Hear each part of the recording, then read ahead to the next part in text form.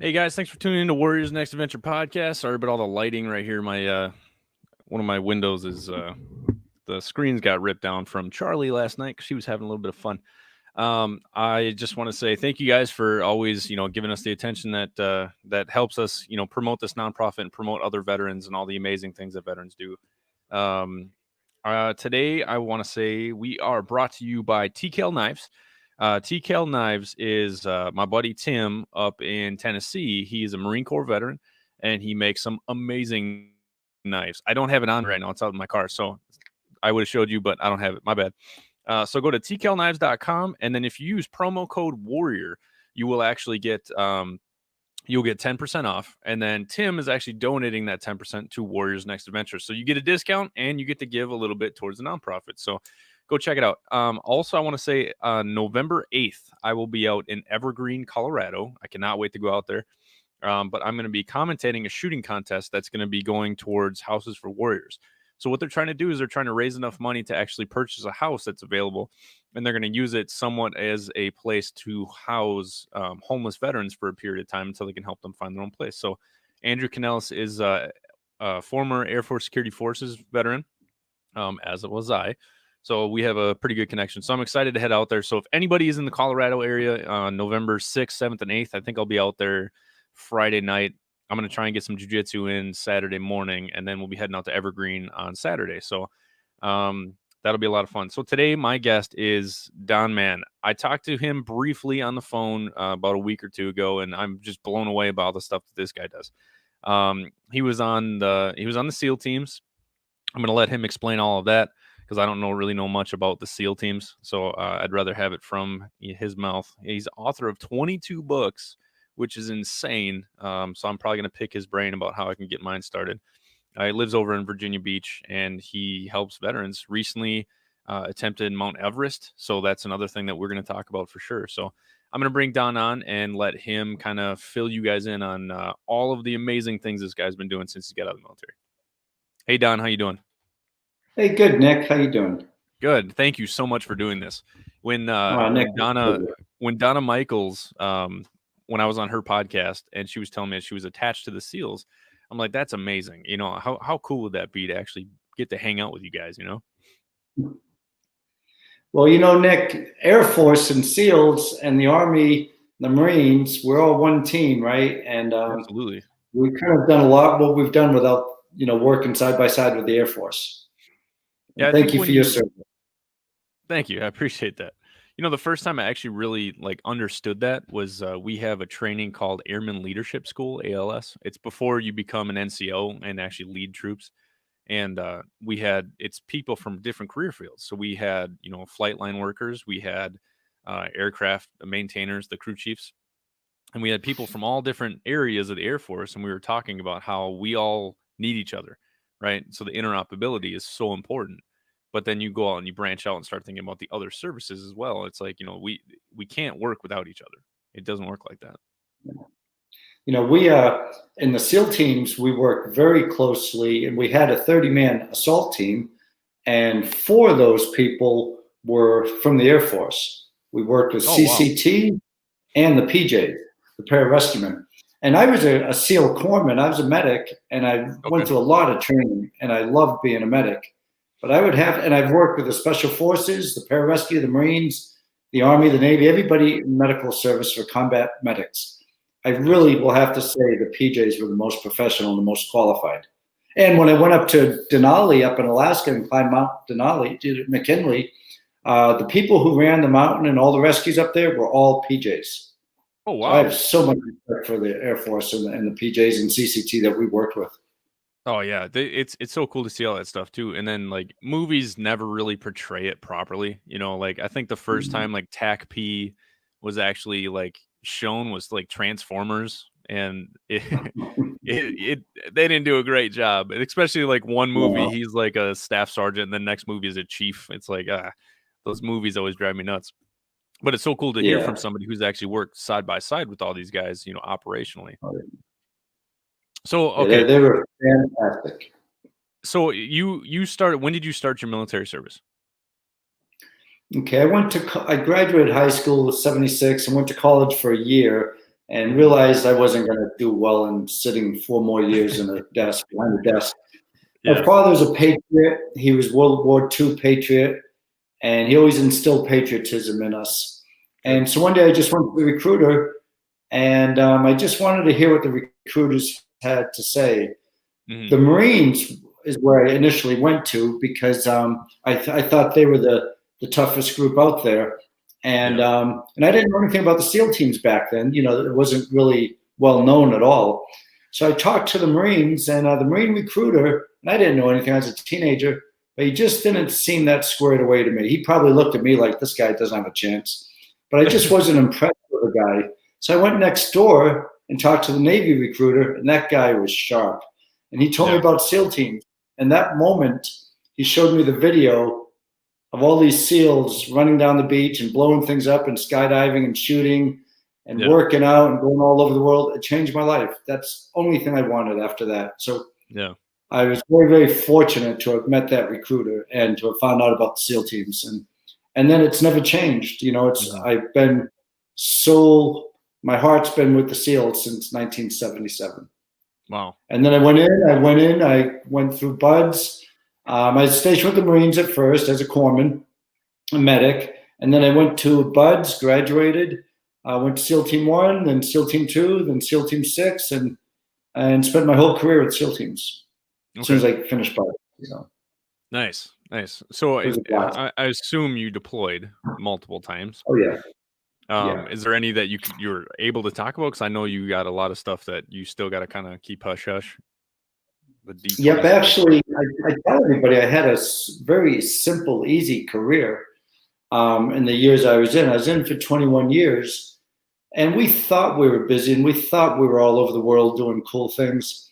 But when 9/11 happened, everything got way, way more intense for the SEALs. And I retired in 98. But then I worked for the government, the U.S. government, one of those 3-letter agencies, and I did that for 20 years. So all those war zones that we're in now, I served at those war zones as a government contractor with, working side by side with SEALs. Before 9/11, I still went to all the hot spots, but it wasn't nearly anything like it is since 9/11. Nice. But I mean, we were busy. We thought we were busy, and we were until you compared it with the guys in your generation. Yeah. That's cool. So did you were you down in Panama at all? For 4 years. Yep. Okay. I was there. I went down there pre-invasion, and I went there for the invasion. And actually, in October before the invasion, there was a coup, and I was on my hands and knees pleading, "Let me down there. Let me down there." And I went down there. That's where all the action was for the special operations community at the time. Mm-hmm. And it was so great down there. If you're a SEAL, I stayed for 4 years, and we did all the drug war work, and we did the keeping the drugs off the canal, and lots of raids, and seizing ships and boats, trafficking drugs and weapons. And we went after Noriega. We got Noriega. And it was a great time. I spent 4 years there and deployed all over Central South America with that unit down there. Nice. Yeah, that's awesome. I honestly, I don't really know a whole lot about Panama. I mean, the first time, they don't teach a lot of stuff in school anymore. So you don't learn about this stuff unless you actually do the research on it, And the first time I knew anything about the Panama conflict was there was a movie. Oh God, I can't even remember what the guy's name was. He was a boxer from Panama. One hell of a good movie. Yeah. I know who you're talking about. Yeah, I can't remember what it's called.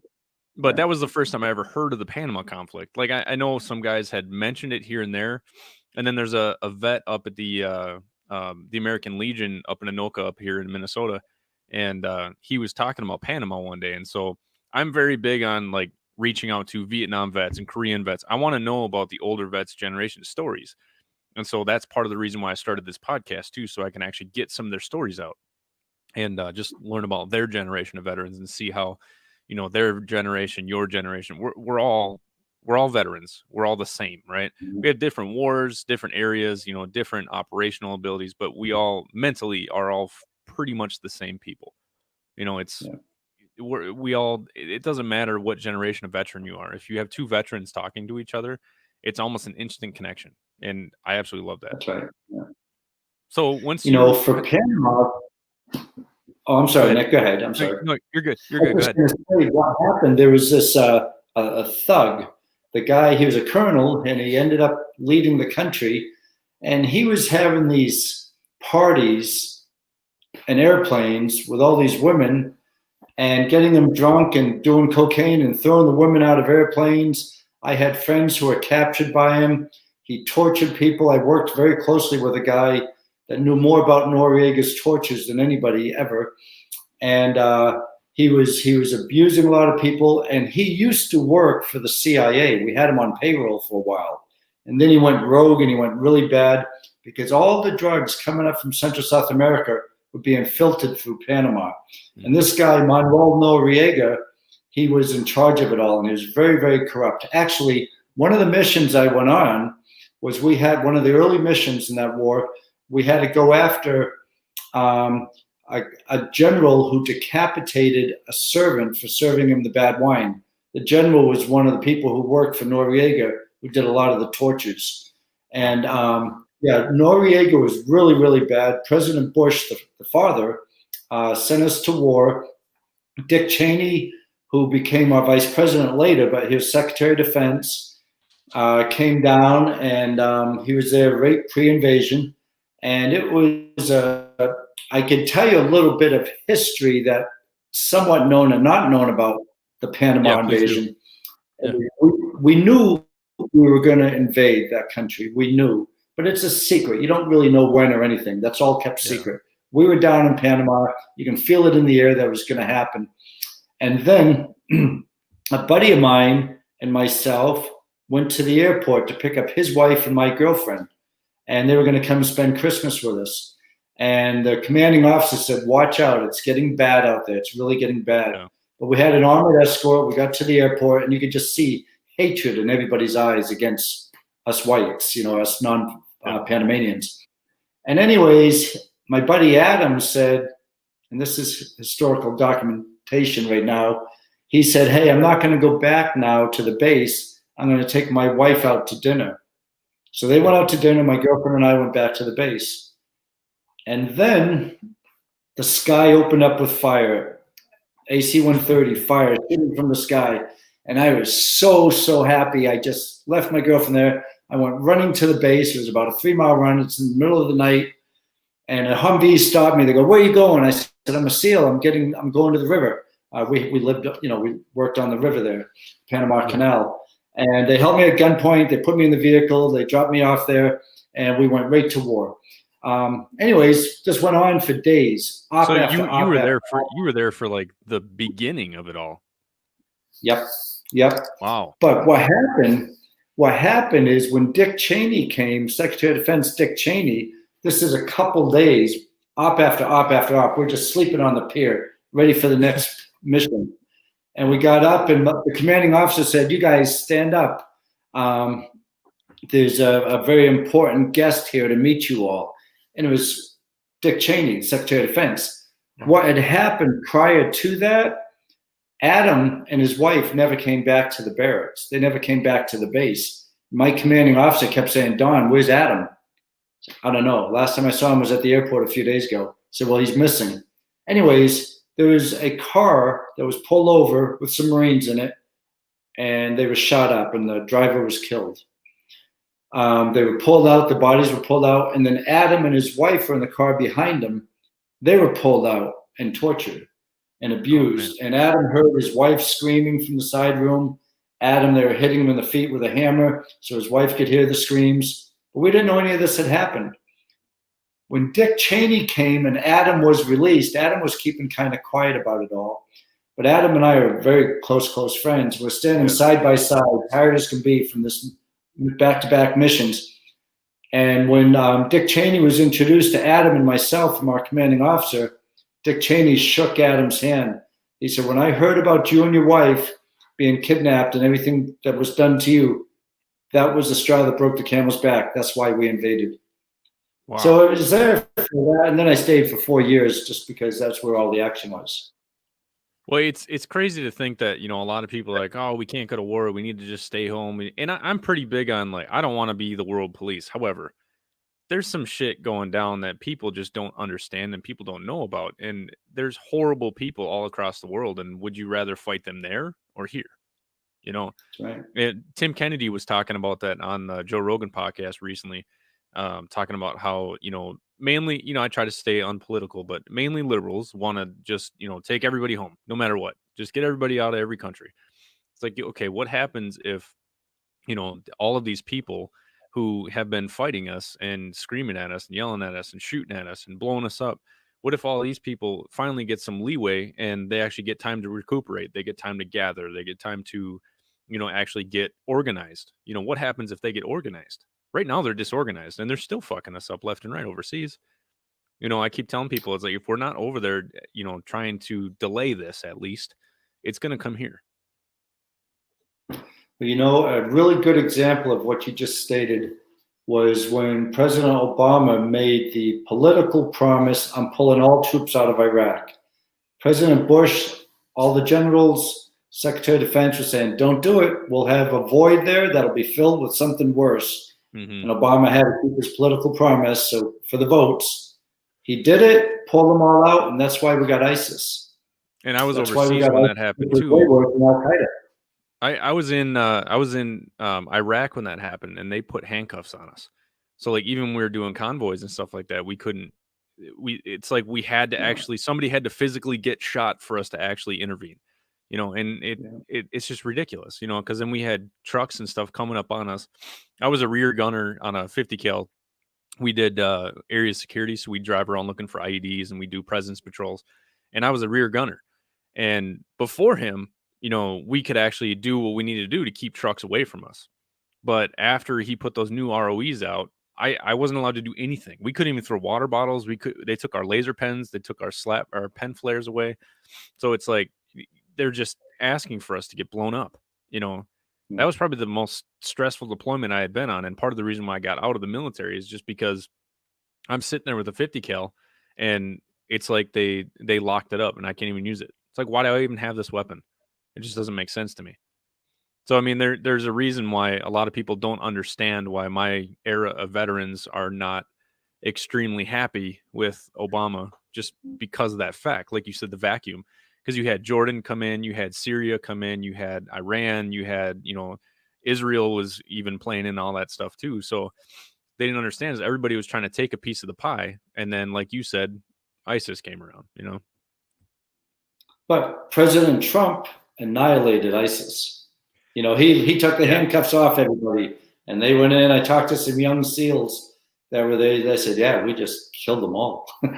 And that's what we should do. They're fucking terrorists. They're murdering and raping children. Exactly. Yeah, exactly. When I saw that Moab go off, I was just like, yes. I think every guy in my era of veterans was so happy to actually see that happen. It's like, death is not good. Death sucks, right?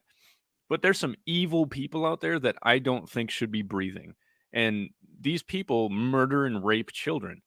Those people don't deserve to live. The world's a better place without people who commit all those atrocities and all the killing that they do. Well, the messed up part is when you have people that are uneducated about their culture, and then you start, they start telling you that you're what do they call it, a Islamophobe or something like that, just because just because you call out the reality of the situation that ISIS, they're a Muslim terrorist group. That doesn't mean all Muslims are bad. But those guys, yeah, fuck those guys. We don't need to sit there and put handcuffs on us. They actually need to let the military go in and do their jobs. And Tim Kennedy, again, to keep using him as a example, but he's a big advocate for it, because it's like, listen, there's a reason why Tim Kennedy rejoined the Army Rangers again, is because they didn't have handcuffs anymore and they can actually go in and do what they're trained to do. And when they take people like, when they take SEALs, or they take, the Rangers, or, any kind of, special forces, they tell them that, that your ROEs are pretty much, you can't do anything, wait until somebody actually gets shot. Like, why? This doesn't make sense to me. When I got out of the SEAL and retired, I went to work for the government, and we got the first big high-level terrorist. Abu Zubaydah was his name. He killed a lot of people, and I was there when that happened. After that, we got KSM, Khalid Sheikh Mohammed, the guy who planned 9/11. I'll have to say, as much as it pains me to say it, he's probably the smartest person I ever met in my whole life. Yeah. And he's brilliant. He's brilliant. All the other terrorists would call him Mukhtar, the master, the mother terrorist. And this guy, when we got him, he was fat and disheveled and all. Then he grew this long, long white beard. He went to Gitmo, and then the liberals got him out so he could lawyer up. But he was singing. He was giving away a lot of information to the people I was working with during interrogations and non-interrogations. And Khalid Sheikh Mohammed, he was asked by one of the interrogators, and I'm not giving away any secrets or anything. This is open source now. Yeah. They said, so why did you bomb? Why did you knock down our buildings? Why did you attack us on 9/11? You're the mastermind of 9/11. Why did you do that? Didn't you think we're going to come back and hit you hard? Khalid Sheikh Mohammed said, well, we didn't know you were going to have a cowboy in office. If we had known that, we wouldn't have done what we did, meaning they have George Bush in office now. And then the next question was, well, what about killing women and children? Are you okay with killing women and children of your enemy? And his eyes lit up. Oh, yes, yes. We kill the women. The women support the infidel warriors. The more women we kill, the more infidel women we kill, the better. And what about the children? How can you kill those innocent children? Because they grow up and they support the warrior, they become warriors. The more we kill of them, the better. And what about all the Muslims you're killing at the same side? They say, well, sometimes collateral damage, we can kill some of them too. I mean, there is no collaboration. There's no negotiations between that radical extreme left and us. I mean, we can't sit at a negotiation table. They know the Quran, the way they view the Quran is the way they believe the world is going to be. And that side of Islam is not changing. And I'm not saying all sides of Islam are like that, but there was a study done that 80% of the Islamic population supports it verbally or think that they're fighting our war. They're not necessarily terrorists or giving money to terrorists, but verbally they will say, well, they're fighting our war. And that's a big, big problem. And I know we're trying everything in the world to remedy that, but the solution I heard was there's absolutely no coexistence with their way of thinking and ours. They think we're crazy and we think they're evil. Yeah, and that's why everybody wants, just everybody come to America, everybody come here, everybody come here. You have to do some sort of screening. I mean, look what's happened in Minneapolis, right?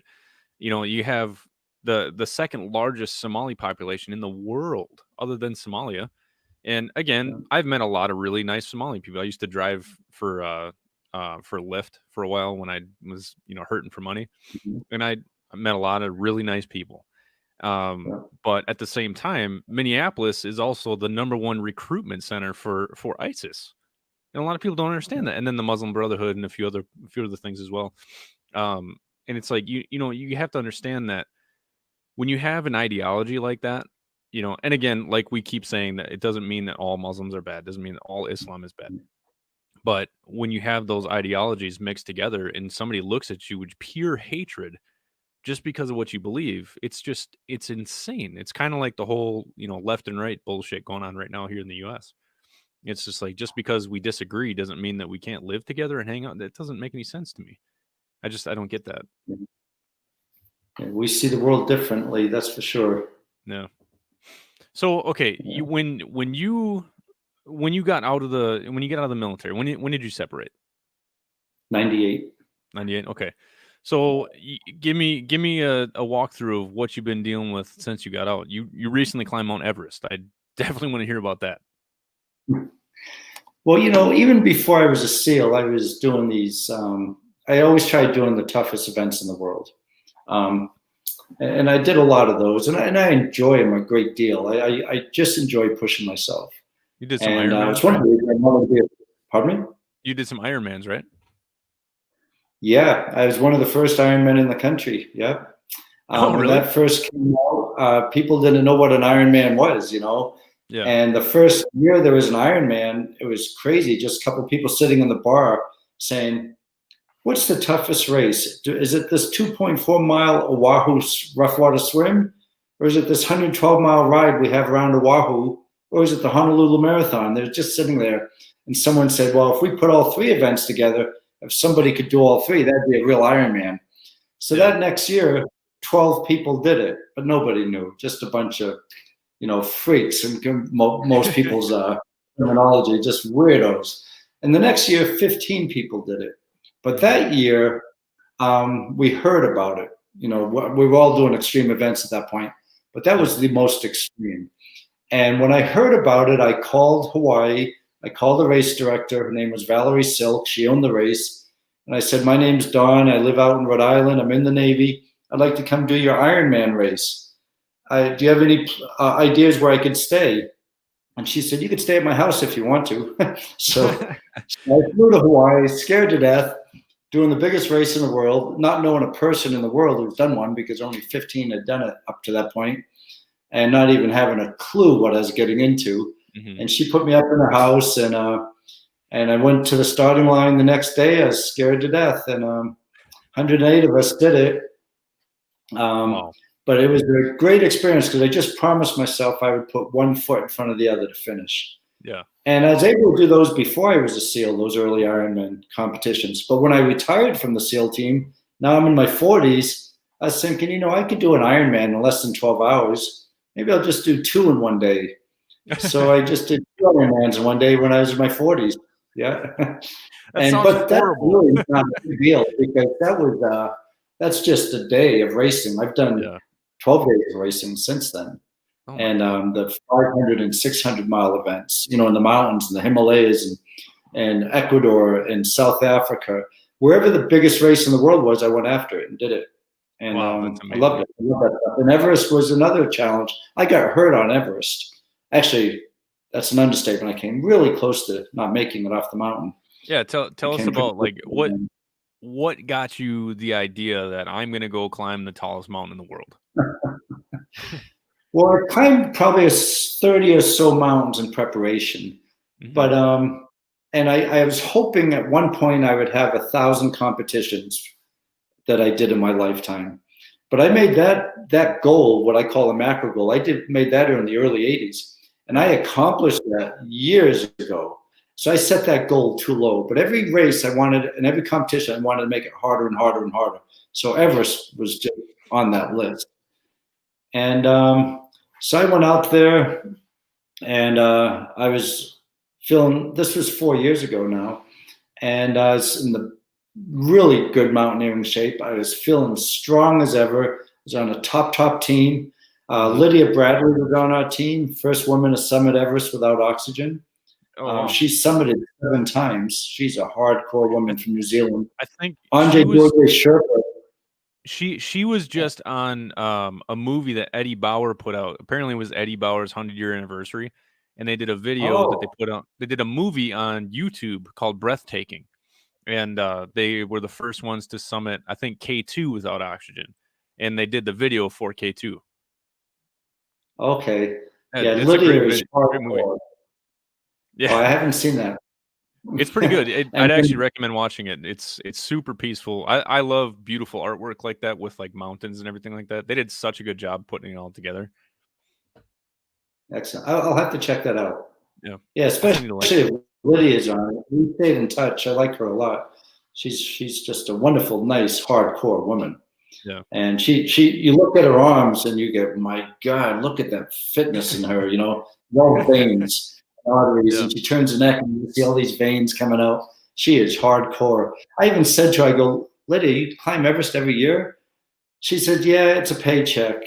I said, "You don't get a thrill from it anymore?" She said, "No, I like the harder mountains." She's hardcore. The harder ones. She said, "When I'm not doing that, I'm dying." That's awesome. But so I love being around people.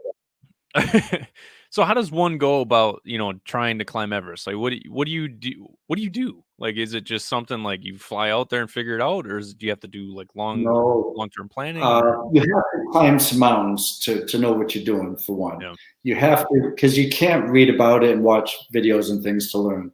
You really have to be in top physical shape. And then you have to start climbing taller and taller mountains. Like the 14ers in Colorado are a good place to start. They're only 14,000 feet.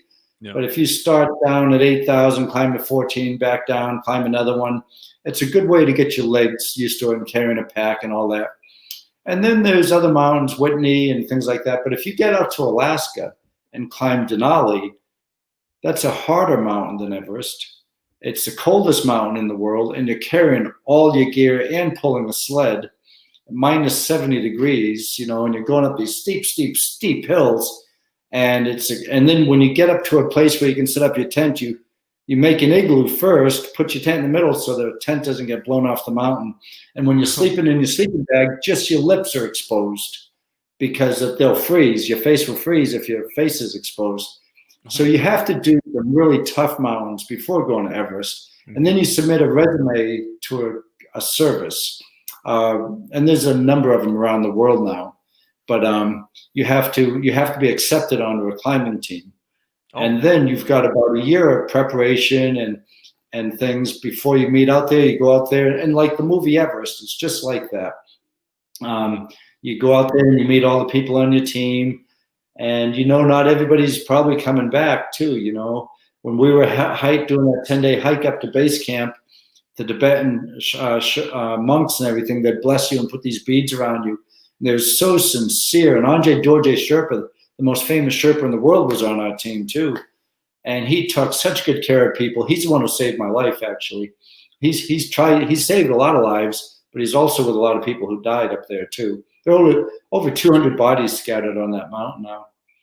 And Andre's up there more than anybody in the world right now. So it's really an intense experience. It's probably one of the most beautiful places in the world. And it's just, you have to commit 2 months and $70,000 basically. And it's giving it your all. It's giving it your all. Yeah, you can get permits down as low as 35, but it's a sketchy way to go. If you want to have oxygen bottles ready for you for emergencies and things like that, those are about $4,000 a piece. Wow. And then the flight out there and the lodging and all that and insurance. I guess I got to start saving. Yeah. I got an issue. We climbed Mount Elbert over in the Rockies back in June, and we got 6 veterans up top. I was pretty happy about that. Good for you. Thank you. Recently, I started to notice. I was an MMA fighter back 2015 to 2018, and when I was sparring and prepping for all my fights, for some reason, I could go a few rounds, and next thing you know, it's just I have such a tightness in my chest. I'm like, man, my cardio sucks, and I always thought it was a cardio issue, and I was like, man. And so I started running more. I started doing everything I could to try to get my cardio up, and then I couldn't keep up. I'm like, what the fuck is wrong with me? And I just assumed that I've never liked running. So I just assumed that I just suck at cardio. So I finally started doing all my VA claim stuff last year. And they tried to do an EKG on me. The one where they put all the stuff on you and you have to blow into this tube where they check your heart. Something about your heart. But they put the tube up to my mouth and like, okay, you need to blow for a long period of time. And I went to blow. I go, and that's it. They're like, no, you need to keep doing it. I was like, this is why I'm here. I can't. Something's wrong. And so I didn't realize how big of an issue it was. I was always the guy who just never went to the doctor. I never went to go get help. I just kind of, I actually talked to John Rea the other day and we were talking about that. But they ended up sending me down to Wisconsin to go get an ultrasound on my heart because they're like, something's not right. And there was some irregularities on the EKG. Come to find out, the valve that leads to my aorta it's not flapping properly. And they think that that's connected to some sort of lung issue, but they're also thinking I have to do all kinds of screens and everything because of the burn pits overseas. So they think that I might actually develop some sort of lung issue. I'm hoping it's not like any kind of cancer or anything like that, but it explains why I'd run out of air so quickly. And I'd just be talking to somebody, and next thing you know, I'm like, man, I'm out of breath. What the hell's going on? And then climbing Mount Elbert was a huge shock to my system because that was my first 14er I've ever climbed. And when I got up to 14,000 feet, I hadn't really eaten much that day. And I had to stop a lot. And that elevation was killing me because I live in Minnesota and we're at like 800 feet above sea level or something like that. And then I damn near passed out at 14,000 feet. I blacked out and I kind of fell back and I just sat down for a few minutes. I'm like, what the hell is going on with me? So after that is when I finally got all of my tests done. And they're like, yeah, dude, you got some major heart issues. So I think Everest is probably out of my realm of possibilities, unfortunately. Well, did you fly into Denver before you climbed? Did you fly there? Is that how you got to Colorado? Mm-hmm. How long was it from we drove, sorry. Oh, we drove, okay. Yeah. And how long was it from the time you got to Colorado to the time you did your 14er? We went to the Springs, which is about 7,000 feet above, and we were there for 2 days. Then we went to Denver for a day, and then we were up in Leadville, which is at 10,000 feet, and we slept one night at 10,000 feet. I got really bad sleep apnea too. Yeah, I love Leadville. Okay, it's beautiful there, and it was just gorgeous just being surrounded by mountains too. It was just beautiful. But I have really bad sleep apnea, so I woke up like maybe 15 times just suffocating, and I'm like, I don't know if it's elevation or just got some issues. So I got to get all that crap taken care of. I'm finally in the VA healthcare system, and I'm finally getting my stuff taken care of. So okay, well, good. I hope you get it all done and get it checked out. Yeah, I don't know if I can do Everest though, just because of these issues. It's like, you know what? I don't think this is something that's ever going to heal. I think I'm stuck with it. Well, Nick, what happened to me, and it's not the first time either, I hate to say it because it sounds like a very novice mistake, but I've had a high altitude pulmonary edema in the past. And I got it in adventure racing where you'd be racing for 10 days. In the middle of that 10-day race, you go do a 20,000 foot climb. So I got HAPE before, but once you make it sound, you make it sound so simple and so easy. Well, I know it's not, and I don't mean to simplify it like that. But I know what happened with me when I got up climbing the ladders up on the ice fall up in on Everest. I started losing my color vision. I thought it was just getting dark because all the colors went out, but everything was gray. So I thought a storm was coming in. And then it was foggy where I was, and then I lost my memory. And then I put my head down and just fluids poured from my lungs out my nose and out of my mouth. And I was drowning in my own fluids in my lungs. And that's high altitude pulmonary edema. But I was also getting cerebral edema, ACE and HAPE. And I was climbing up this ladder. I was thinking, I don't know where I am. I don't know what I'm doing. And I was coughing and choking and just fluid coming out of me. And when I got to the top, I had passed out. And Andre Dorje Sherpa, I have a picture of him on my wall here, but most famous Sherpa in the world, he saved my life. He gave me his mask to put on, his O2. And I put my hands on his shoulders. We started walking down to this cliff, about 100-foot cliff we had to rappel off of. He said, can you rappel? Of course I can rappel. But I couldn't talk that clearly. I was coughing and choking. I couldn't really talk. It took me a while to get that out. So I've rappelled all my life. So he did this rappel down. I got the rope. I had my harness on. And I looked down and I was thinking, I forget how to rappel. And but I did see some Sherpas that day. They took a rope and they wrapped it around their arm 3 or 4 times. And they'd go down and just release the rope off their arm. And I figured, well, I'll try that. I was just lucky I had enough loops around my arm to get all the way down without burning in. And then they were sure I was going to die. Helicopter, they say, if we can get you out today, that's really good. If we don't, I don't know. And the helicopter couldn't come in because of the weather. Yeah. So it was a close call. But I can't go up to altitude either. You know, maybe I hope that's not the case for you, but I can't go up anymore. I've done maybe 614ers since then, but I can't go above that. And I don't care to either because I'll get it HAPE and HACE. If you get it once, you're more likely to get it again. Yeah, and I don't think I had any issues like that. I think mine was just I hadn't eaten. I think my blood sugar was low, and I think I just was moving a little too quick. But still, you know, I'm gonna keep going. We're actually doing Mount Whitney in July next year. I'm gonna take. That's a good one. Yeah, I'm excited. We're gonna stay overnight at the base camp. I think that's at like 13,000 feet or something like that. Oh boy. But what I'm going to do is I'm going to do a lottery fundraiser. So whenever we figure out what the date is, and we actually hopefully we get picked for because I know you have to apply for permits and everything, and they do some kind of raffle for that. What I'm going to do is I'm going to do a fundraiser. So any veteran who wants to climb Mount Whitney with us, all they have to do is start a Facebook fundraiser or like a GoFundMe or something like that. Explain why they want to go on this mountain climb with us.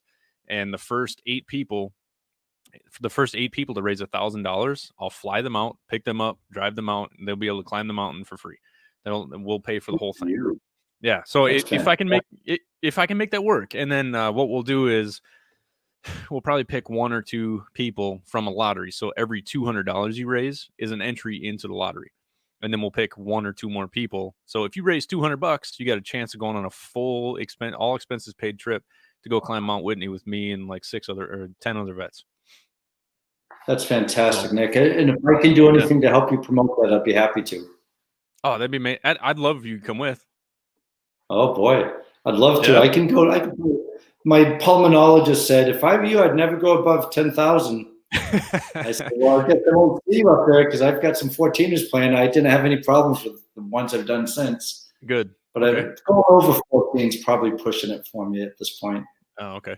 Well, either way, when we get that figured out, I'll let you know. If you feel like you're capable, you should come. That'd be a lot of fun. Because we got a couple guys in the comments here commenting saying like, this would be a great fire story, sitting around a campfire talking about this kind of crap. This is why I do this podcast, though. Because I love having these conversations. I love learning about your experiences. I tend to be a story collector.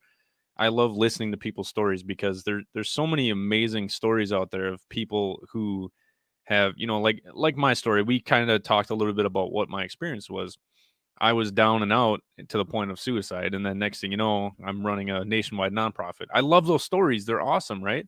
And so hearing somebody like you who has just this amazing career in the Navy and the SEALs and all that stuff, and then you're doing Ironmans and all this crazy shit, and then you climb Everest and it's almost taken away.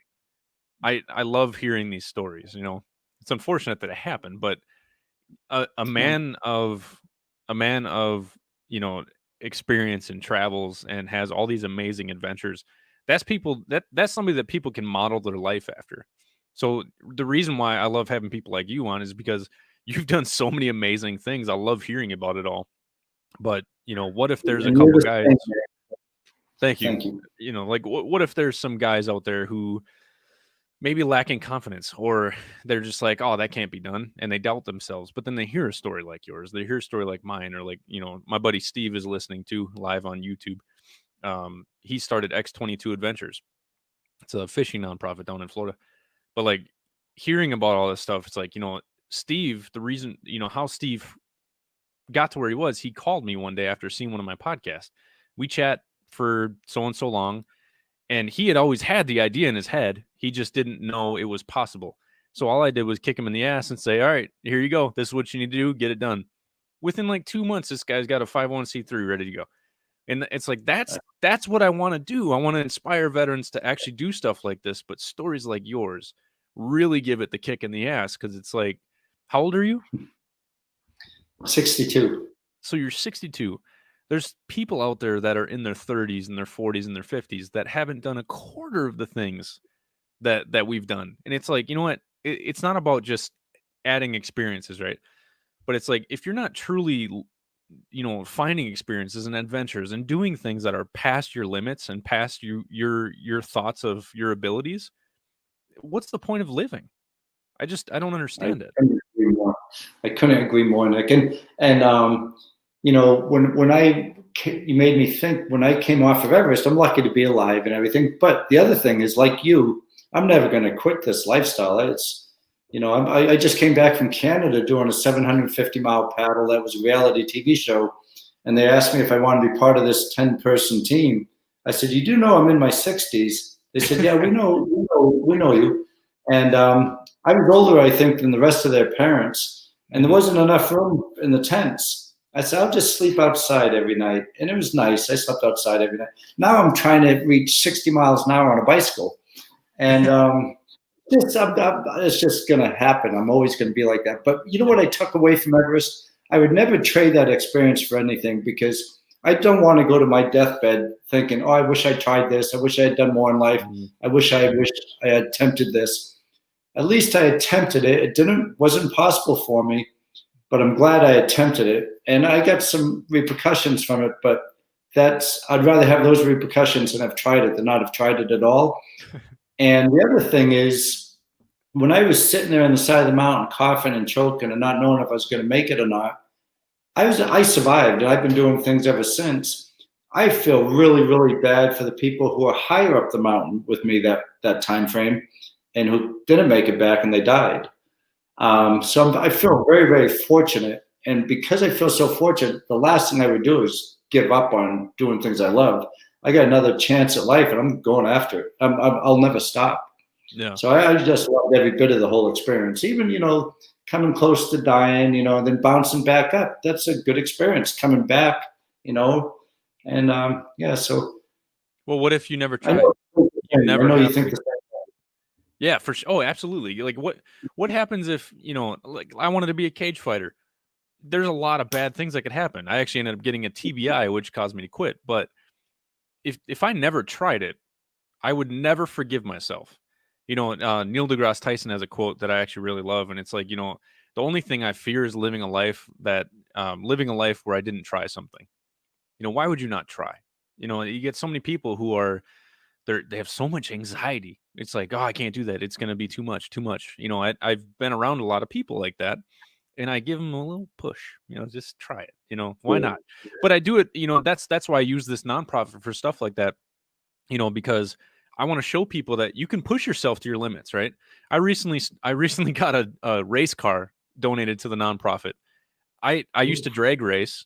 I could do that, but this is dirt track racing. I've never gone in a circle on a racetrack. And so everyone's like, who's going to be the driver? I'm like, well, me. They're like, you don't know how to race. I was like, I'll figure it out, and it's like, it's always something that sounded so cool to me. So I'm like, why would I not try it? In my first race out there, it was actually the practice warm-up laps, but we were going full speed, and I hit the wall on my third lap around ever. I hit the wall going 65 miles an hour. I blew my radiator. Luckily, I'm a mechanic, and I fixed it. I sealed the hole and everything, and I actually got to race the next day in my very first actual race. I am now technically a professional race car driver because I got paid $35 for my first race. But I started in 18th place.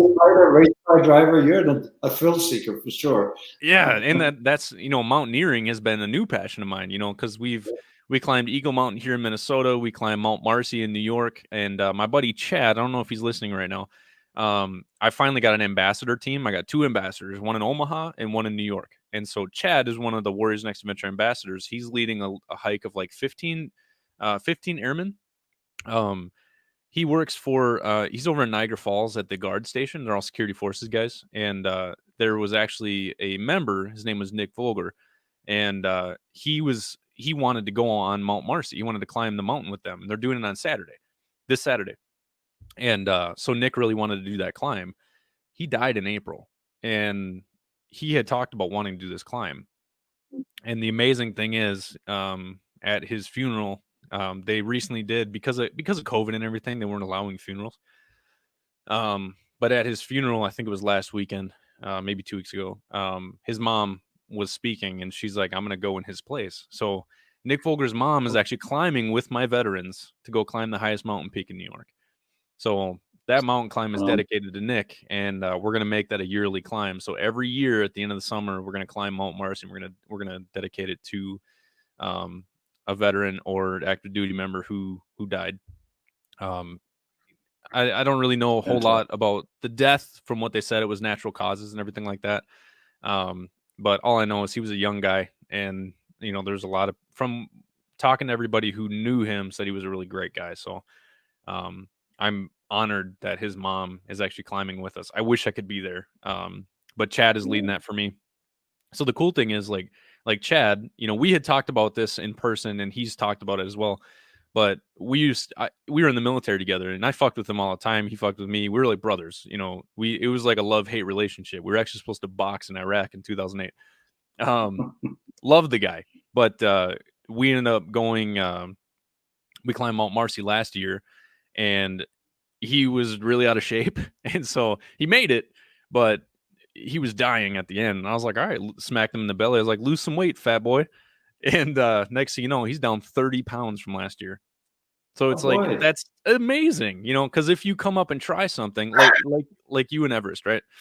If you don't try something, you're not going to know what your limitations are. And if you're not pushing yourself to your limitations, that's a recipe for depression.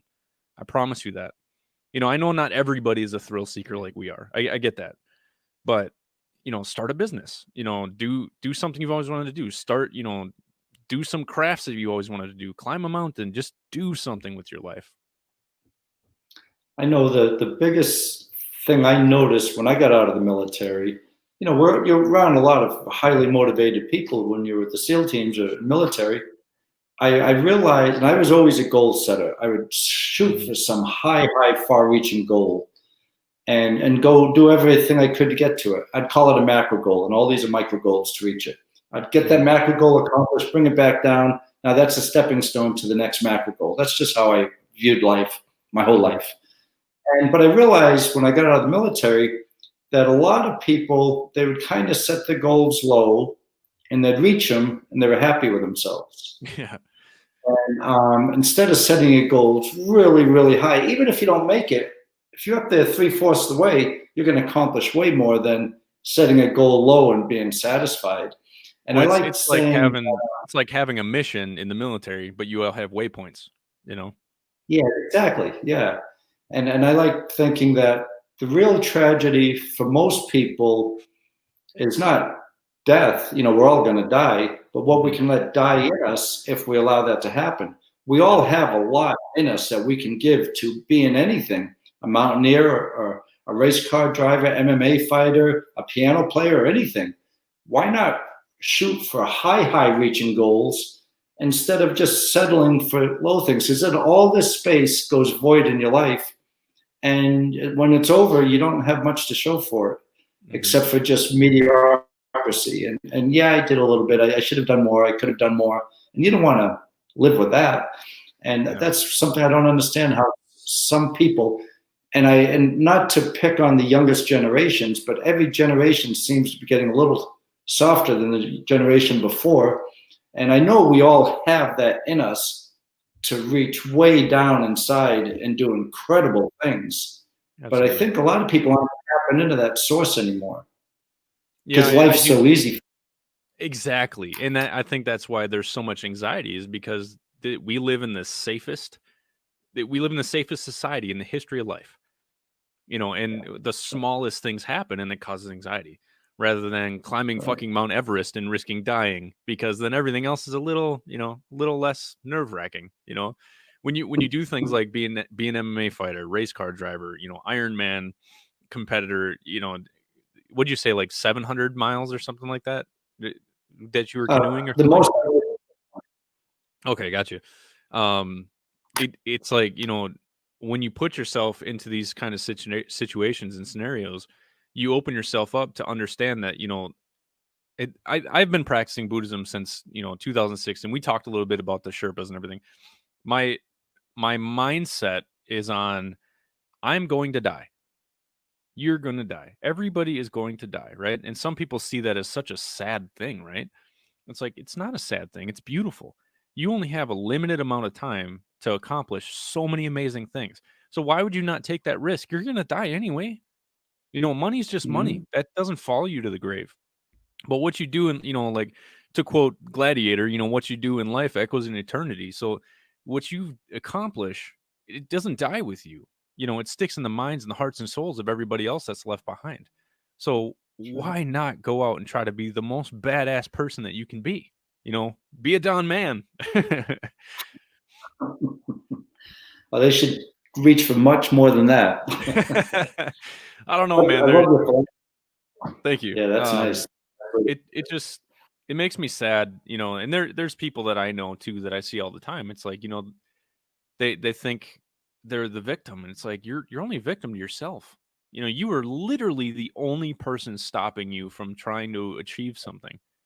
And when you figure out that your fear is made up, it's not real. The only time fear is real is when you give it energy. So if you stop and think about everything logically, yeah, I'm about to ride a bull very soon. I'm terrified. I could get gored in the chest. But then I could stop and think, like, I never did that opportunity that I have. So why not go try it? Who cares if I get hurt? I'll be fine, And the problem is you get a lot of people who are, like hypochondriacs, and then you get people who are just so deathly afraid of getting injured. It's like, we're human. You're gonna die. Yeah. Why not break a few bones here and there? Go do something fun, I know. If you're afraid of everything, you're not going to live. Exactly. And we can, you get folks that say, I don't know why people join the military. It's just because you're stupid. I'm like, no, it's literally free adventure. You get paid to go on these amazing adventures. It's like, if you ever seen the Lord of the Rings?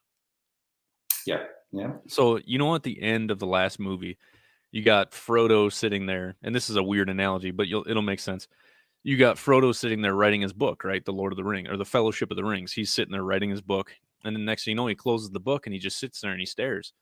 And the Shire is super safe. It's relaxed. There's no danger. There's no fire. There's nothing. And he's depressed. You could tell it in the movie. I think that's what they're trying to depict. But it's because what do you do next, right? And he felt like there was nothing there for him, and so he left. Because if you want to guarantee yourself that a recipe for depression is not accomplishing something, whether it's like the admiral who gave the speech about make your bed and the first task of the day is done, even something simple like that, right? Like what did you call it, the micro goals? Yeah. You get those micro goals going. Yeah. It's such a great speech too. And some people are like, no, it's a metaphor. Like, no, go make your fucking bed. Like, trust me. Like, that's what he's saying. Actually, go make your bed. It's not just a metaphor. Go make your goddamn bed, which mine's a little messy. I should probably do that before I go anywhere today. This podcast was more important. But just do things that make you uncomfortable. Get comfortable being uncomfortable. And I think that's one thing from the military that most veterans took out of the military that really helped them in life after the fact. That's right. Being comfortable, being uncomfortable is a good place to be. And also you're given to something much greater than yourself. You give to the military, you're supporting your country. And it's a much bigger cause than yourself. And if people are just wrapped into what can they do for themselves, it's kind of a selfish existence, Mm-hmm. So everybody in the military, they're not doing it just for a paycheck. They're doing it for a lot bigger cause than themselves, which is pretty nice. Yeah. Hey, I got a question for you. Me and another veteran recently just canoed the entire St. Croix River. And now you're talking about canoeing like 600 miles. And so you made me feel this big. And I'm just kidding. We did the St. Croix River. We did it in 5 days. We just took our time. We did about 25 to 35 miles a day. And that's fantastic. Yeah, it was really nice. We're going it was just under 4 miles an hour pace, which is pretty good. Yeah. But when we finished, we, in Minnesota, the St. Croix River meets up with the Mississippi River in Prescott, Wisconsin. And the color difference is you can tell where they combine with each other. We're almost done with the end of our trip. It's like, I know I have a bug in me. I don't know what it is, but I'm just never satisfied with my accomplishments. I'm proud of them, but I'm just not satisfied. I need to know what's next, right? So we got to the Mississippi, and we pulled up, and I turned around, I looked at Will, and we kind of just sat there in silence for a few minutes. And I know he was feeling the same thing as I was. I kind of looked over my shoulder. I was like, should we keep going? Let's go down to Louisiana. So we had talked about it. And I think what we're going to do is we're going to try to get like 3 or 4 canoes and try to get a bunch of vets to canoe the entire Mississippi River. Would you be that would be fantastic. I do have a friend who you'd love to meet. Yeah. And he's got, I don't know if he still holds it, but he's had the record. 2,300 miles Mississippi River, and I think he did it in 23 days. I'm sorry, 2,100 miles, I think the river is. He did it in 21 days in 2 Yeah, it's like 23 or something, like 2,300. Okay. And he lives not too far from you, and his name's Mike Schnitka. He's got 3 world records, and that was when I met him right after he got that world record. And he did the Wisconsin River 440 miles. I think he did that in 3.5 days or something. Wow. But he would love to talk with you, and he'll have a lot of contacts too. And he would really love to talk to you about it. And he's a good friend of mine. And I know he like-minded individuals, the 2 of you. He would love to talk to you about. Yeah, that'd be great if you do like an email introduction. I'd love to pick his brain. Me and Will are actually talking about in April, because that's when the water moves the fastest because of snow melt. Yeah. We're actually thinking about going back to the St. Croix River, because right now, from what we can tell, there's no record for who did it the fastest. So we're going to go back and we're going to try and do it in 40, I think we said 44 hours. We're going to do 155 miles. Oh, that's fantastic. You should get in touch with Mike. I will. I'll try. I'll connect you after we're done today. Sure. Thank you. I got to write it down too. Okay. Yeah.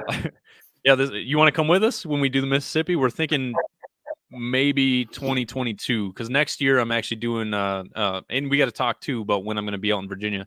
But I'm doing a documentary about jiu-jitsu and PTSD, and how veterans can use jiu-jitsu as a viable therapy for PTSD, and how it can help you, reintegrate into society. I'll be in Virginia for like 5 days or something like that. So excellent. Yeah, we'll have to hook up for sure. Stay in touch anyways. But for sure. Yeah, I have a jiu-jitsu. Actually, have you ever done jiu-jitsu? Just a little bit in the teams, Okay. I never got good at it or anything. I would absolutely love if you could come to one of our seminars. Even if you don't train, just come hang out. But we'll actually be at Oceans. Is it Oceanside? Shit. Tidewater over in, it's Virginia Beach, I think, is where it's at. And then we also have another one. Oh, I live across from there. It's right over there, 20 miles across the water. Whenever I get my my schedule set up, because I was supposed to do it this year, so I have a vague schedule set up, but I had to change the dates and everything. And I added a week because it's like 18,000 miles, and I wasn't really given my days. I don't have any break days. And so I'm like, you know what, maybe I should add a break day like once a week or something like that, because I'm going to kill myself on, I'm just going to work my ass off. So I gotta slow it down. But I'll let you know when we're in Virginia. That'd be great. I would be happy to do that. Yeah.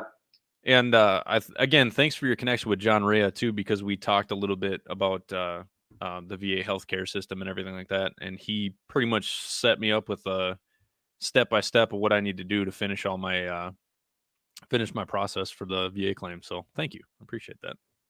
You're welcome. You're welcome. Yeah, John's helped a lot of people.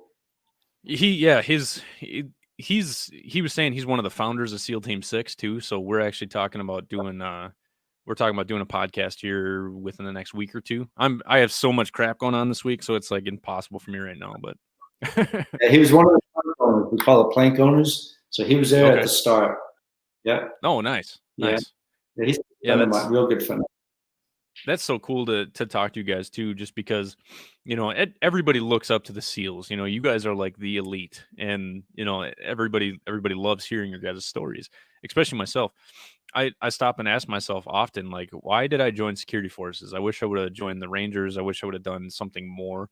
I loved security forces. I loved being a cop. I mean, that's why I did it, because I wanted to be a cop.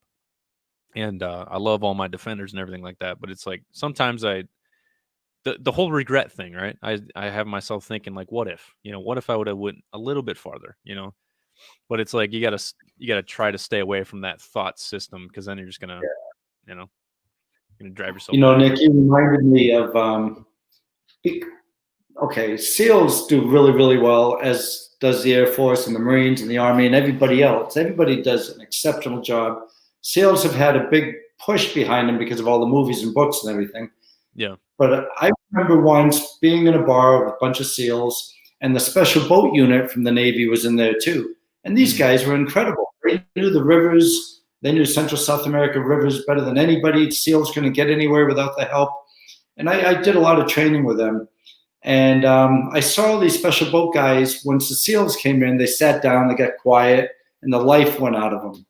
And I said to them afterwards, I said, you guys just because all the SEALs came in, it doesn't mean you guys are secondary citizens. Don't think like that. I mean, you guys shoot really well. You shoot from the water. You know your communications. You know navigation. You know riverine warfare. Mm-hmm. You guys just have a different job, and you're really, really good at it. The difference between you guys and SEALs, you guys don't have the pin. SEALs get the trident because of what they do, and you guys get a different pin. So anyways, this poor young guy went up to a SEAL the next night. He said, Warrant Officer Man said, we're just as good as you guys, but we don't have the trident. He got smacked in the face. Not what I meant, but what I meant to you guys are really, really good at what you do, and we couldn't do our job without you guys. So don't think you're secondary to us in any way. Well, like we said at the beginning, you know, interoperability is it's so important. Right. And every single job in the military is important, you know, and we all need each other, and we can't operate without each other. And you go to Iraq. So 2008 in Iraq, we were doing convoys in Camp Bucca, and so we did the route clearance. We drive up and down the main roads, and then we had like an Army MP unit that used to come up and down every once in a while. So we had Camp Bucca. That was our territory, right? And we go down to Safwan Hill all the time, up to the British satellite towers over there, and we go back and forth, and we'd be hanging out with the Brits. And we always did the Security Council meetings. So whenever we did the Security Council meetings in Safwan, we'd take our commander down there, so our security forces commander, because we did the security in the area, but we also took the Army came down with some people. One time there was a group of Marines, and then the British MPs would come down, and so we all just be sitting there in a circle. We'd do a circle around the compound just to protect it while everything's going down, because there's some pretty high-end officials down there with the Iraqi police and Iraqi Army, and we just sit there and start bullshitting with each other. And you know, it's really cool to see all of these people that do all of these different things, and we're all together doing the same thing at the same time. It's like, look, we all need each other, right? And then also we taught the Brits how to make MRE bombs with Gatorade bottles and the heater packs too, so that was fun. I think I lost you, Don. Okay, we're good. Yeah. But yeah, so it's cool to see, you know, how everybody kind of needs each other. You know, without one branch of service, without one job in each branch, it's not going to work as functionally as it does. So I think anybody who, you know, looks back at their military service and either wishes they would have done more, probably isn't looking at, you know, the amount of good that they actually did while they were in that position, you know. That's an excellent way to say that. Yeah, I agree with you 100%. I still wish I would have went Special Forces, but still. Yeah. All right, Don, we just hit like a little over an hour. I feel like I could talk to you for hours. You are a great representation of what veterans can do when they get out of the military. And talk a little bit about your book real quick, though. I wanted you to share that so people could actually go check it out. I'm actually going to order one today. I was just looking at it before we get on the podcast. Well, Nick, you know, if my English teacher even thought from high school that I was even going to read a book, she'd be rolling over in her grave. She'd never even think I'd read a book. But I became an author kind of accidentally. You know, back in '98, I was teaching adventure racing at a racing academy I had started. I was racing at the highest levels, and I was producing adventure races all over the country. And a politician named Quentin Kidd, who's always on NPR radio still now, he came up to me, he said, Don, why don't you write a book? You're the only person who's this involved in the sport of adventure racing. I said, I don't want to write a book. I don't want to be behind a computer. I don't want to write a book. He said, well, send me everything by tape. We'll get someone to type it up. So it wasn't that hard. Then I was doing weapons and tactics instruction all over the world for different organizations. And my boss said to me, goes, Don, you got so much information here on your desk. Why don't you write a book on shooting? I said, Jimmy, I don't want to write another book. I don't want to be behind a computer. So, well, you already got it all. Just put it in chapters. So I did, and that was the second book. Then the Navy, they said, so everything's been an accident. The Navy said, Navy SEALs don't have a survival manual. The Army has one, the Marines have one, the Air Force has one. Why don't you write a survival manual? I said, there's no way I want to do that. I'd have to learn so much, research so much. I don't want to do it. They said, well, we'll give you an extra year to do it. We'll pay you up front. I said, okay, I'll do it. All right. So, you know, now I just finished book number 22, and it's been a fun process. You know, I don't think I'm going to do it much longer because I don't really know anything to write about anymore. You know, everything had an interest in, and I've written about, and it's been a fun process. But for anybody who wants to write a book, it's not nearly as difficult as it might seem. You know, I've helped a lot of people get started, and especially if you're not one who's really, really good with wordsmithing and typing things up, you know, it's not that hard to find a good co-author. Yeah. And then that's actually something I wanted to talk to you about. Is I've had a lot of people request that I write a book just because of the experiences that I've been through. You should. I don't know where to start. Yeah. Yeah, it's basically what you do is you come up with a table of contents where you want to finish the book, where you want to start it, the different subjects you're going to have in it. Then you're going to have to make a chapter or two, sample chapters. Then you submit it to a publicist who will try to sell the book, or you submit it to publications, without the publisher, without the publicist trying to sell it. And there's places like, there's a lot of publishing companies that would just buy the book from the author. But if you go through a publicist trying to sell it to publishing companies, they do it for money. And I never did the books for the money. I had one that was a New York Times bestseller, and that did well. But I wouldn't want to live on the money you make from selling books. It's not a whole lot of money in it. Well, my goal would be. No, nice. I think I got some deals that I'm working out with here. I got 6 chiefs right now, 6 Air Force chiefs. A couple of them are command chief master sergeants. And we're talking about starting some sort of resiliency speech. So, because they have to do resiliency training every year, but it's just so mundane, and I don't think it's very well put together. And so I've been talking to these guys about, what if I came out and did your resiliency speech, and I give my life story about how I overcame, a suicide attempt and how I turned it into a nonprofit. And now I found that my passion in life, which is what everybody needs to find. We're all here for a purpose. What's your reason for being here? And I found out that my purpose and my passion is helping veterans. And there's nothing that compares to that. Anybody can give me anything.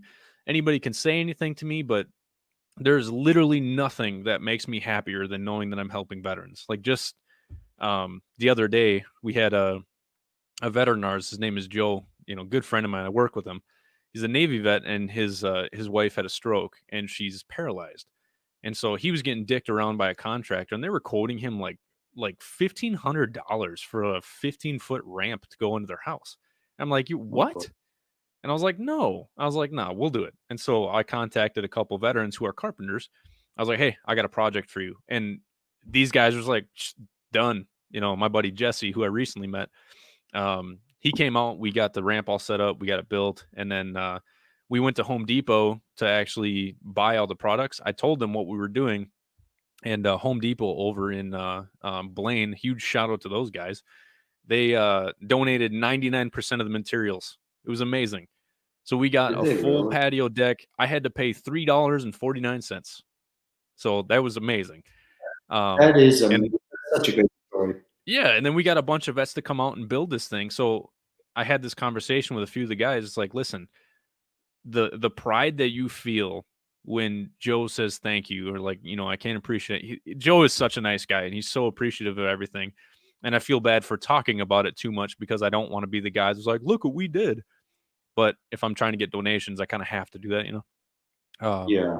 But I was like, a part of this feeling that you feel right now, the happiness and the joy, and you get like teary-eyed and everything like that, you can continuously replicate that just by doing nice things for other people, or trying to get somebody on the right path, and just you think about it as a compass, right? So this right here, that's a Nordic compass, right? It's called a Vig sphere. It's meant to guide you on your way, even if you don't know where you're going.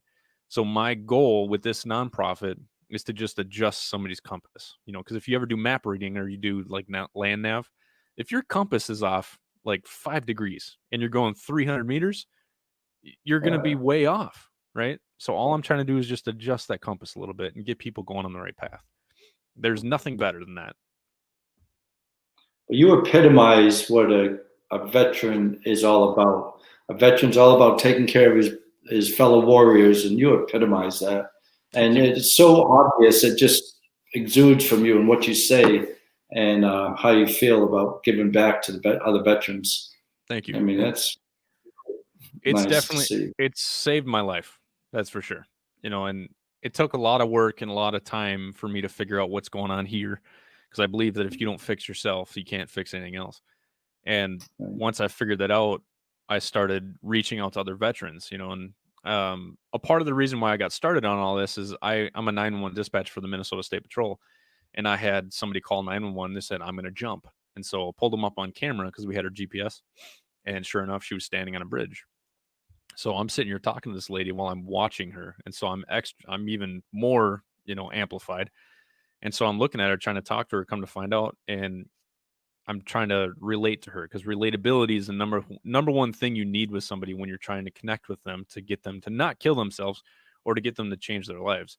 And I've figured this out over time while being a dispatcher. But then she told me she was a veteran. And I'm like, that's a huge connection. I was like, I got her. I was like, me and her, we're good.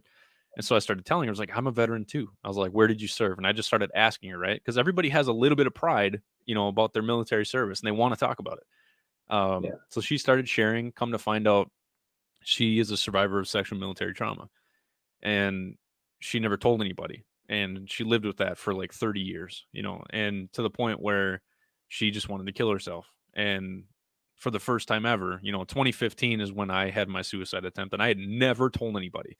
So this was in early 2017, and I was sitting there, listening to her story, and I was like, listen, back in 2015, I was in your same scenario and I put a gun to my head and I pulled the trigger. I was like, the primer was struck, but the primer was a dud. I was like, I've been trying to find out why I'm still here. And I was like, I feel like this might be the reason why I'm still alive. So I'm sorry, I Right. just get Right. choked up when I talk about that. Um, Yeah. so But it's that like could that. be to help others in the same. You can relate to them so well. Well, You know. that lit the fire. And I'm like, okay, this feels good. Watching her get down from that bridge and seeing her hug my troopers, I broke down. I lost it. So the second she was down and safe, I took my headset off and I walked out of the room. And for the first time ever, I broke down and I cried. And and that's when I started to realize that vulnerability is key. If you want to heal from any kind of trauma that you've had in your past, you need to be vulnerable and you need to talk about your issues. And I found out I found out the hard way, talking about it on a live 911 call. And then I sit down and my partner looks at me. She's like, "You tried to kill yourself?" I was like, "Yeah, about that." And I told her, and then word got out. I'm not surprised, but um, I started talking to more people about it. And then when I created this nonprofit, I wrote an article called the six principles to improve your state of mind. They're principles that I came up with to live by. If you are in a bad state, if you live by these principles and apply it to yourself every day, you will improve your life. I promise you. And I'll just go through them real quick without getting into it because that's like an hour conversation. One of them is who do you have? Who do you have around you? You got your shooting stars and you got your black clouds. Shooting stars are guys like you, people who you can look up to, who actually, brighten your days. But then you get your black clouds, ones that bring you down and try to hold you back. You got to look at what you have, not just monetarily, but you got what do you have here and what do you have here. Everybody has a certain skill and quality that they can bring to the world, and you have value. You just have to look and find out what your value is. And once you figure out what your value is and you apply that to your life, you will never be unhappy again a day of your life when you're providing that value. Because we all want to be wanted, right? We all want to be able to say that, hey, this is the value I provide. We need to be needed. Um, and then you also have, is there anything you can do about your situation right now? And that all has to do with anxiety, because if you're having anxiety about certain things that are out of your control, then why give it energy? There's no point, because what you're doing is you're taking energy away from something positive and giving it to the negative. So the next one is accepting your past. When you accept your past, you could take away that power from your past, the power that it has over you, and you can take that power and you can give it to your future. And you can actually understand, like, look, all of these things happened to me. Yeah, they sucked. You don't have to be okay with them. But if you actually accept the fact that these are the things that have happened in my life, I'm not that person anymore. I'm not there anymore. And I've moved on. So when you do that, you could take your power from the past. And then the next principle is look forward to a positive future. And when you're talking about, making these big, amazing goals, right? Even if you don't accomplish this ridiculously impossible goal, like you said, you're still gonna be up here. if you create these big goals, right? And then have little goals on the way. And then the final principle is, you got to love yourself. You have to find out what you need. What are your, what are the main things you need in your life? What are your absolutes? When you find out what your absolutes are, you can feed them, right? Or you can adjust them. Tony Robbins always says, most people that are depressed are usually not living by their blueprint. We all have this blueprint that we create when we're younger about who we want to be when we're adults. And if we're not living these blueprints, we're unhappy, we're sad. But what can you do with a blueprint? You can tear that shit up and you can make a new one. You got to understand that if you're not living the life that you wanted to live, you're not dead yet. Just make a new blueprint. You can literally start over, start a new career, write a book, do something else, start a new relationship, leave the shitty relationship that's holding you back. You got to understand that if you don't love yourself and put yourself as number one, how can you help number two? You need to take care of yourself, and so those principles are what I share with a lot of veterans who are struggling and are at that point of depression or possible suicide. And I get inside their heads and I tell them, I was like, look at all of these principles that I told you. I guarantee you can find 5 or 6 things in each principle that are probably holding you back. I was like, you got to sit down, you got to write out every principle and write down a list of things that are pros and cons for all of those, and then make your adjustments. You don't have a plan right now. If there's no plan, how are you going to know who you're going to be? And I always tell people is if you are unhappy, you need to stop and you need to think, who is your hero? And why is it not you? Why is it not yourself? Right? Maybe we're not living up to our expectations right now, but we can always plan for the future. And when you have that plan, you make that plan. This is the hero that I want to be. So in 2015, I tried to kill myself. I was at the lowest point in my life, and I stopped and I thought after the fact, after it didn't happen, I was like, who do I want to be? Because I don't want to be this anymore. And so I decided that I'm going to build myself as my hero. I'm going to build that person that I wish I had when I tried to kill myself. And I'm going to be that person for other veterans. And then once I started actually living that life, I haven't felt a day of depression in my life ever since. It's been the happiest year and a half of my life. Ooh. That would make a great book right there. And YouTube videos and everything else, just self-help YouTube videos too. I have a few out there. I don't. I like it natural like this. I'd rather have it come out. I don't like the whole. I don't know. If it's not coming from the heart at the moment, I don't like putting it out. So, but it's just I'm so tired of seeing amazing people struggling because of themselves. 99.9% of the time, it's you holding yourself back. If you don't take the steps to actually reach out and say, hey, I'm not going to be this person anymore. I'm going to be this person. Be that person. Speak as yourself as that person, and then make the steps. You have to actually make the motions. You can't just say, I'm going to be a millionaire, and then sit there and be like, what the fuck? Where's my money? You got to go do it. Right. So yeah, that's right. Yeah. But, I'd love if we could, definitely next year when I'm in Virginia Beach, we'll meet up. And then I think 2022, we're debating on the Mississippi. So I think that'd be awesome if you came with. Keep it in mind. I will. I definitely will. And I wish you a great trip in Evergreen too coming up. That's going to be a lot of fun for you. I'm so excited. I can't wait. I lost you there for a second. Hold on. Just staying in touch in the meantime. Yeah, absolutely. And I'm excited to talk to Mike too. And John, his podcast with me is going to be fun too. I just want to say, I'm glad I met Donna because Donna connected me to you. This was a great podcast. I love hearing your story. I definitely want to hear more. In Virginia, I'm probably going to pick your brain a little bit more. But I love what you're doing for veterans, even just being the example. You are a great example of who somebody can be in their 60s, right? You don't have to be old and fat and just sitting down and doing nothing. You can be out running marathons and doing all kinds of crazy shit. I love what you're doing for our veterans too. You're an incredible example. I mean, I really do. I have a lot of respect for what you do. It's a pleasure meeting you too. Yeah, I appreciate that. Thanks. Again, how can somebody find some of your books? Is it all on Amazon? They are. They're all on Amazon. Yeah. Which one would you, if you could pick for a veteran who maybe isn't doing the greatest in life, which one of your books would you recommend them reading? Reaching Beyond Boundaries. And What's it's just a, Go ahead. I'm sorry. yeah, it's a book. It was my favorite book of all the books that I've done. But it's I just talked with and gave stories of really incredible, legendary people who've reached way beyond what most people have done, and just the lessons they've acquired along the way.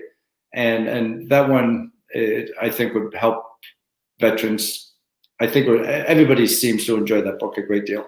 It's not about the military, and it's not about a how-to or anything like that. It's not a novel. It's just a bunch of stories of some incredible people who've accomplished great things, and what we can take away from, what lessons we can take away from their journeys. And that's been my favorite book. Well, I will be buying that today. I got like 6 I would books. take one. I don't keep these at my home anymore because you have, the inventory would be with 22 books. You'd have to get 24 at a time. There's no room. That's fine. I want to support you. I'll spend the money on it. It's fine. So what I'll do is, unfortunately, this didn't stream on Facebook, which usually it does. But what I'll do is I'll share this on Facebook. This YouTube video will be up, I think, in the next like 15 minutes. It's got a process. Okay. So feel free to use this as much as you want. I'm going to be sharing it on all my platforms. And I just want to say thank you for being you. It was such a great conversation. Great meeting you. I can't wait to meet you in person. Yeah, same here, Nick. And do you have, if I could get a link, I can send this out to people too. Yeah. What I'll do, I'll send it to you in an email. Okay. Cool. Thanks so much, Nick. Yeah, thank you. Don't hang up or anything. I'm gonna drop you down real quick and do my ending spiel, and then I want to chat with you real quick before we get off. All right. Alrighty. Thanks again, Don. Okay. Wow, that guy's awesome. If you're 65 and you think you can't do something, watch this podcast. You're gonna make you rethink your life and where you're going. Don's an awesome dude. I can't wait to meet him and see where our connection goes. Networking is something that I believe that I'm pretty good at. But you have to be open to new possibilities. Like I said, Donna Michaels and I did a podcast together, and she's an amazing person. She was attached and connected me with Don. Don connected me with John Rhea, and now this Mike. I'm excited. So if you are ever in that spot where you feel like, life isn't really giving you what you need, that's up to you to redo your blueprints and find out why am I struggling? Why am I depressed? Why am I sad? Why am I not getting what I need out of life? That is up to you to make that next step. So what Warriors Next Adventure is here for, obviously, is recreational therapy, but the deeper meaning is to help veterans evolve, get to that next level. I want to see you become the best version of yourself, and it's free for you. However, a lot of the stuff we do is not free. So if you guys want to donate to the cause, if you want to go to Facebook, you can see all of our programs in there. So you can see what we're doing. If you go to the website, www.warriorsnextadventure.com, there's a program section. There's at the bottom, there's past events. I'm still working on the website. There's a couple things I got to redo. So if there's any errors, I'm working on it. You can go to the website, click on donate. You can become a Patreon. If you want to donate monthly, it'll take care of it for you, automatically come out of your bank account. If you do, I believe it's the highest level one, you get a coffee mug, and then I'll send you a t-shirt and a few other things too. Thank you guys for following along on Warriors Next Adventure. Thank you guys for all your support. I absolutely love the fact that you guys see all the things that we are doing. This has nothing to do with me saying, look what I'm doing. The only time I'm promoting is because I want you to see what the power of Warriors Next Adventure has behind it now. It's not me. It's Warriors Next Adventure. I'm just a vessel. I'm trying to do whatever I can to help improve veterans' lives in any way possible. If any of you know a veteran who is struggling, please share this with them. Reach out to them, call them, talk to them. If there's any veterans out there listening to this, reach out to your buddies, reach out to your friends, talk to each other. Stop trying to hide everything, because all you're doing is you're setting yourself up for depression and a shitty life. So I want to see you guys thrive. I love you guys. Share this with the world. If you guys ever want to talk, reach out to me